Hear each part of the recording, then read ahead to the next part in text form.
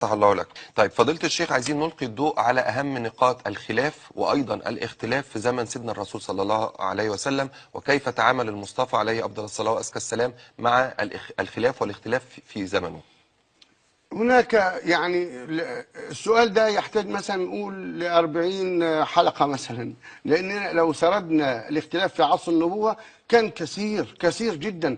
كانوا يختلفون فيما بينهم، اختلاف الصحابة بعضهم مع بعض، اختلاف الصحابة مع الحبيب محمد صلى الله عليه وآله وسلم، وده برضو كان كثير. واحد يقول لك بيختلفوا مع النبي، أيوة اختلفوا مع النبي. زي إيه؟ عايزين أمثلة نوضحها، لأن دايما الأمثلة بتوضح. كثيرة جدا جدا.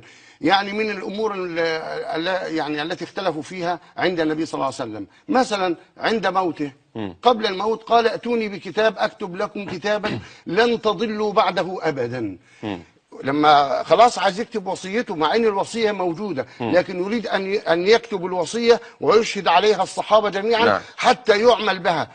ولو اجابوا النبي صلى الله عليه وسلم لعشنا في رغد من العيش، لكنهم اختلفوا عند النبي صلى الله عليه وسلم. سبب الاختلاف كان ايه؟ ما هو يعني ليه حدث هذا الاختلاف؟ انا اقول لحضرتك، سيدنا عمر ومن معه قالوا: يعني يا رسول الله حسبنا كتاب الله. يعني هو اجتهد وقال حسبنا كتاب الله، احنا معنا كتاب الله، ما وجدنا فيه من حلال احللناه وما وجدنا فيه من حرام حرمناه وخلاص. ما تتعبش نفسك. يعني مش عايز يتعب النبي صلى الله عليه وسلم. وبقية الصحابه قال: لا، لابد ان نطيع الله ورسوله، واطيعوا الله واطيعوا الرسول. اتوه بكتاب، خلوه يكتب، خلوه يعرف الامه، خلوه يبين للامه حتى لا نختلف مين اللي بعد، مين خليفه من بعده، ثم من ثم من ثم من. كان هيوضح كل الامور. أكيد. كان هيوصي بوصايا معينه موجوده، كان هيوصي باهل بيته الكرام، كان هيوصي ببعض الصحابه، كان هيوصي، كان هيقول كلام كتير رائع، كلام كان هيمنع الخلاف في الامه الاسلاميه. لكن شاءت اراده الله سبحانه وتعالى، اختلفوا عند النبي صلى الله عليه وسلم، فحتى ان سيدنا عمر قال: إن الرسول يهجر. يعني خلاص غلبه الوجع وخلاص، يعني ده ما ينفعش يكتب ولا ينفع وكده. والصحابة كان، فلما رأى النبي صلى الله عليه وسلم هذا الاختلاف قال: اخرجوا عني، اخرجوا، يعني اطلعوا بره. ما ينفعش اختلاف قدام النبي. حضرة سيدنا المصطفى صلى الله عليه وسلم ما ينفعش. وما كان لمؤمن ولا مؤمنة إذا قضى الله ورسوله أمرا أن يكون لهم الخيرة من أمرهم. ما ينفعش نختلف عند الحبيب محمد، ما ينفعش الرسول يقول: ائتوني بكتاب واحنا نقول لا. طب ده معلش، ده مشفقين عليه، ما فيش حاجة اسمه مشفقين. فهذا اختلاف دار بين الصحابة. ورفع الأصوات في حضرة المصطفى، وده ذكر يعني. الله يفتح عليك، رفعوا أصوات أمام المصطفى صلى الله عليه وآله وسلم.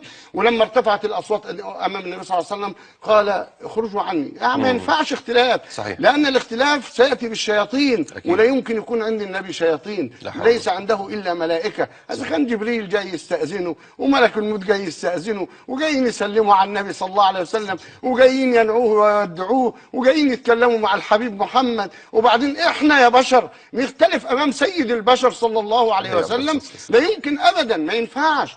فده نموذج حي من اختلاف، وفي موقف دقيق جدا. ده يعني موقف، هو موقف يعني بعده اما تتم السعاده او الشقاء. صحيح. وهو كان عدم بسبب، ولذلك سيدنا عبد الله بن عباس، ابن عباس بقى حبر الامه وترجمان القران، كان يقعد بعدها يقعد يعيط ويقول: يوم الخميس رزيه الخميس وما رزيه الخميس، وعيط رضي الله عنه، ويقول: قال رسول الله، ويحكي القصه كل شويه يذكر بيها الصحابه ان انتوا اخطاتم في حق النبي صلى الله عليه وسلم. لا حول ولا قوه الا بالله. بعض الناس يقول لك: يا اخي ما تقولش كده على الصحابه.